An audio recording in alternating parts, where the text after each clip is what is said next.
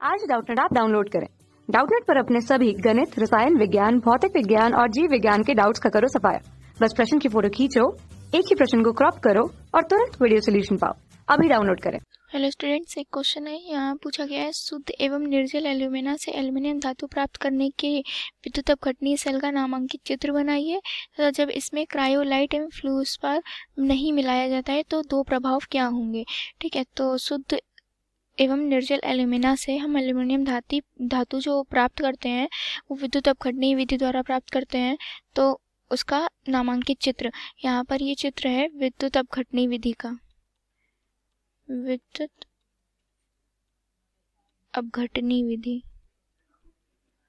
ठीक है, ये विद्युत अपघटनीय विधि है निर्जल एल्यूमिना से एल्युमिनियम धातु प्राप्त करने की।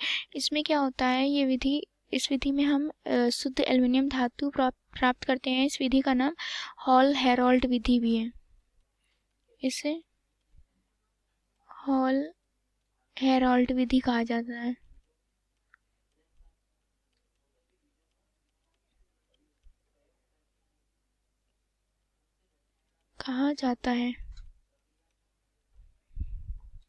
ठीक है, इसे हॉल हेरोल्ड विधि कहा जाता है। इसमें क्या होता है था सन 1886 में हॉल तथा हेरोल्ड नामक वैज्ञानिक ने इसे प्रस्तुत किया था, जिसे हम विद्युत अपघटनीय विधि कह रहे हैं, और ये हॉल हेरोल्ड विधि भी होती है। ठीक है, इसमें क्या करते हैं हम, निर्जल एल्यूमिना जो होती है उसमें हम लोग क्रायोलाइट तथा फ्लॉस्फर के मिश्रण को मिलाते हैं और उसका विद्युत अपघटन कराते हैं इस विद्युत अपघट्य सेल के द्वारा। तो ये जो सेल है हमारा, ये जो बना हुआ है, ये हमारा सेल 6 फीट चौड़ा होता है, जो कि लोहे के बक्से का जैसा होता है। जैसे कि आपको यहाँ दिख रहा होगा, ये लोहे के बक्से जैसा होता है। इसमें क्या होता है, अंदर कार्बन का अस्तर लगा होता है, जैसे कि यहाँ लिखा है ग्रेफाइट कार्बन का, ये होता है हमारा, इसमें ये कार्बन का अस्तर लगा होता है। ठीक है, जैसा कि आपको इस डायग्राम में दिख रहा है, ये जो अस्तर है ये कार्बन का, यहाँ पर साइड में अस्तर लगा हुआ है। ठीक है, इसमें और क्या होता है, जो कार्बन का अस्तर लगा हुआ होता है और ऊपर से जो ये छड़ें आपको दिख रही हैं, ये जो छड़ें लटकी हुई हैं, ये हमारा एनोड का कार्य करती हैं। और ये किसकी बनी होती हैं, यहाँ पर लिखा है कार्बन एनोड, मतलब ये ग्रेफाइट की बनी होती हैं। ठीक है,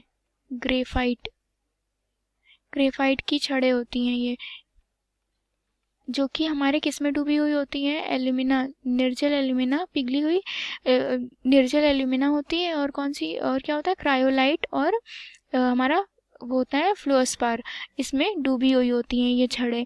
ठीक है, ये छड़ें डूबी हुई रहती हैं और इसमें एक सेल लगा हुआ होता है, जैसे कि ये दिख रहा है, ये सेल लगा हुआ होता है समांतर श्रेणी में।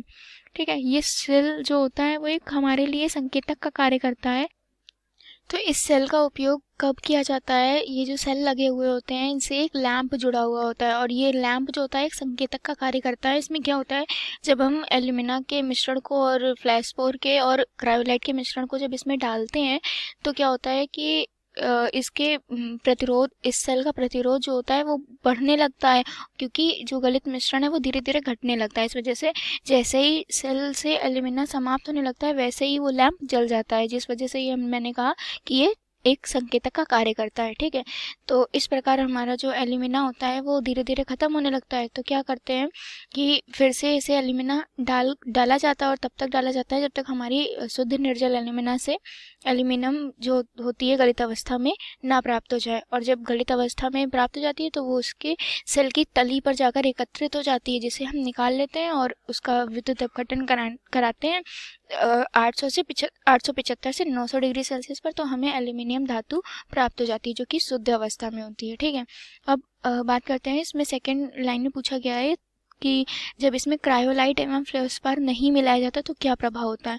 तो इसके प्रभाव की बात करें, पहली बात तो ये होती है कि जब इसमें क्रायोलाइट और फ्लोस्पार नहीं मिलाया जाएगा एल्यूमिना में, तो क्या होता है कि एल्यूमिना जो होता है उसका गलनांक बहुत ज़्यादा होता है, 2050 होता है गलनांक। ठीक है, तो एल्यूमिना का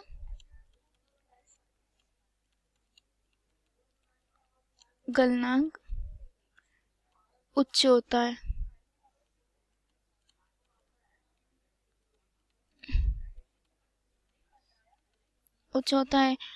जैसे 2050 डिग्री सेल्सियस होता है, ठीक है। इसमें क्या होता है कि जब हम एल्यूमिना के गलनांक को कम करने के लिए क्रायोलाइट और फ्लोरोस्फर मिलाते हैं, जिससे इसका गलनांक कम हो जाता है और हमारी जो विद्युत अपघटनी विधि द्वारा एल्यूमिनियम प्राप्त होती है वो 875 डिग्री सेल्सियस से 900 डिग्री सेल्सियस पर एल्यूमिना पिघल कर प्राप्त हो जाती है। पर प्रभाव की बात की गई है तो यहाँ प्रभाव में फर्स्ट कारण ये होगा कि एल्यूमिना हमारी जो होगी वो नहीं पिघल पाएगी। एल्यूमिना जो होगी वो एल्यूमिना नहीं पिघलेगी, ठीक है, एल्यूमिना नहीं पिघलेगी। और इसका दूसरा कारण ये हो जाएगा कि इसका विद्युत अपघटन नहीं होगा, क्योंकि क्या होता है इसमें जब हम क्रायोलाइट का उपयोग करते हैं एल्यूमिना को गलाने के लिए, तो जब इसका उपयोग नहीं होगा तो एल्यूमिना हमारा जो होगा वो नहीं गलेगा, जिस वजह से क्या होगा हमारा क्रायोलाइट, दूसरा इसका कारण होगा कि क्रायोलाइट जो होता है गलित अवस्था में जो है एल्यूमिना के साथ विद्युत अपघटन नहीं करेगा। अगर हमने इसमें क्रायोलाइट नहीं मिलाया तो विद्युत अपघटन नहीं होगा। अगर मेन रूप से इसका कारण देखें, विद्युत अपघटन नहीं होगा, ठीक, एल्यूमिना नहीं पिघली, विद्युत अपघटन नहीं होगा। तो आशा करती हूँ ये आंसर आपको समझ में आ गया होगा। Thank you. कक्षा 6 से 12वीं से लेकर नीट, IIT, JEE वो एडवांस के लेवल तक 1 करोड़ से ज्यादा छात्रों का भरोसा। आज ही डाउनलोड करें डाउटनेट ऐप या व्हाट्सएप करें अपने सारे डाउट्स 8400 400 400 पर।